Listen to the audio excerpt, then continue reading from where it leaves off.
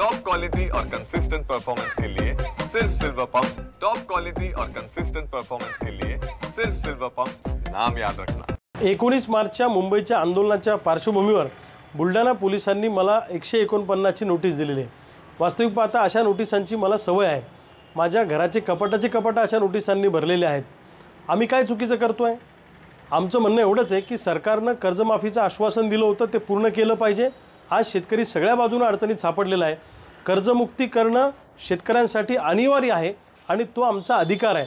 सरकारच्या चुकीच्या धोरणामुळेच आमच्यावर कर्ज झालेलं आहे। जेव्हा पिकलं तेव्हा लुटलं, आता देणं घेणं फिटलं, त्यामुळे आम्ही तुमचं देणं लागत नाही अशी आमची भूमिका आहे।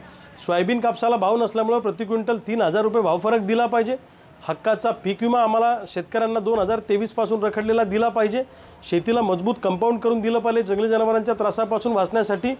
त्याचबरोबर धानाला, कांद्याला आणि दुधाला अनुदान दिलं पाहिजे अशी मागणी आहे। अशा अनेक मागण्या घेऊन आम्ही मुंबईला 19 मार्चला अरबी समुद्रामध्ये आमचे सातबारे बुडवणार आहोत, सोयाबीन बुडवणार आहोत आणि आम्ही कर्जमुक्त झालो अशी घोषणा करणार आहे। या आंदोलनात कुठे हिंसा होणार नाही, कुठे कायदा हातात घेतला जाणार नाही, पण तरी अशा पद्धतीची नोटीस देऊन आमचं आंदोलन दडपून काढायचं, चळवळ मोडून काढायची असा डाव सरकारचा याच्या पाठीमागे दिसतो आहे। अशा नोटिसांना आम्ही भीक घालत नाही। अशा किती नोटिसा आल्या तरी 19 मार्चला मुंबईत आंदोलन होणार म्हणजे होणार।